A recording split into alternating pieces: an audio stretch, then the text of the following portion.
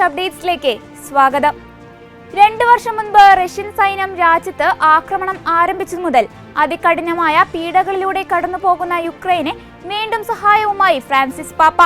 യുദ്ധത്താൽ തകർന്നു രാജ്യത്തെ നിവാസികളെ പരിചരിക്കുന്നതിനായുള്ള മൊബൈൽ മെഡിക്കൽ യൂണിറ്റാണ് പാപ്പ ക്രിസ്തുമസ് സമ്മാനമായി കൈമാറിയത്.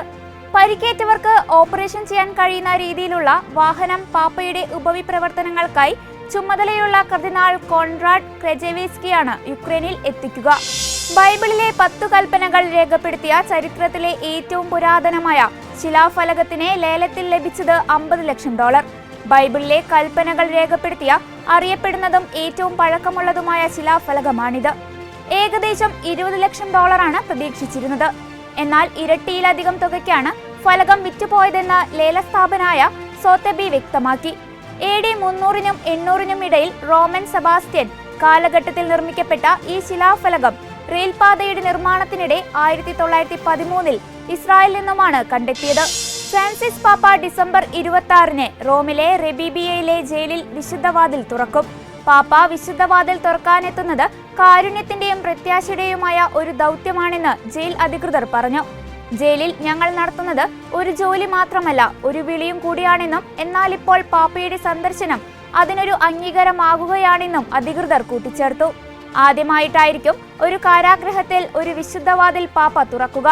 ഡിസംബർ 24-ന് വിശുദ്ധ പത്രോസിന്റെ ബസിലിക്കയിലെ വിശുദ്ധവാതിലും 26-ന് റെബീബിയ ജയിലിലെ വിശുദ്ധവാതിലും പാപ്പ തുറക്കും. ദുരന്തങ്ങളിൽ എല്ലാം നഷ്ടമായ മനുഷ്യരെ ചേർത്തു നിർത്തുമ്പോഴാണ് മനുഷ്യൻ ദൈവത്തിന്റെ ഛായയുള്ളവനായി മാറുന്നതെന്ന് കർദിനാൾ ക്ലീമിസ് ബാവ. മുണ്ടക്കൈ ചൂരൽമല ഉരുൾപൊട്ടൽ ദുരന്തത്തിൽ വീട് നഷ്ടപ്പെട്ടവരെ പുനരധിവസിപ്പിക്കാൻ KCBCയുടെ സഹകരണത്തോടുകൂടി മാനന്തവാടി രൂപത നടപ്പിലാക്കുന്ന ഭവന നിർമ്മാണ പദ്ധതിയുടെ ഉദ്ഘാടനം നിർവഹിക്കുകയായിരുന്നു KCBC ചെയർമാൻ കർദിനാൾ ബെസിലിയസ് മാർ ക്ലീമിസ് കാതോലിക്ക ബാവ. തോമാട്ടുചാലിൽ ആദ്യ വീടിനെ തറക്കല്ലിട്ടുകൊണ്ട് KCBC നിർമ്മിക്കുന്ന ആദ്യ വീടിന്റെ നിർമ്മാണം ആരംഭിച്ചു. മാനന്തവാടി രൂപത അധ്യക്ഷൻ മാർ ജോസ് പൊരുന്നേടം അധ്യക്ഷനായിരുന്ന യോഗത്തിൽ KCBCയുടെ justice for peace and development commission secretary father Jacob Mavunkal പുനരധിവാസ പ്രോജക്ട് വിശദീകരിച്ചു. ജനുവരിയിൽ ഫ്രാൻസിസ് മാർപ്പാപ്പയെ സന്ദർശിച്ച് സമാധാനം മെച്ചപ്പെടുത്താനുള്ള ശ്രമങ്ങൾ ചർച്ച ചെയ്യാനുള്ള ക്ഷണം US പ്രസിഡന്റ് ജോ ബൈഡൻ സ്വീകരിച്ചതായി വൈറ്റ് ഹൗസ്. രാജ്യത്തെ 2ാമത്തെ കത്തോലിക്ക പ്രസിഡന്റായ ബൈഡൻ ഫ്രാൻസിസ് മാർപ്പാപ്പയുടെ ക്ഷണപ്രകാരം ജനുവരി 9 മുതൽ 12 വരെ റോമിലേക്ക് പോകും.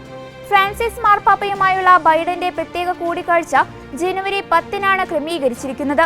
ഈ കൂടിക്കാഴ്ചയിൽ ലോകമെമ്പാടും സമാധാനം സ്ഥാപിക്കാനുള്ള ശ്രമങ്ങളിൽ ശ്രദ്ധ കേന്ദ്രീകരിക്കും. ഫ്രാൻസിസ് മാർപ്പാപ്പയും ബൈഡനും തമ്മിൽ വ്യാഴാഴ്ച നടത്തിയ ടെലിഫോൺ സംഭാഷണത്തെ തുടർന്നാണ് ഔദ്യോഗികമായി പ്രഖ്യാപനം ഉണ്ടായത്. ഇതോടെ ചർച്ച അപ്ഡേറ്റ്സ് പൂർണ്ണമാകുന്നു. നന്ദി.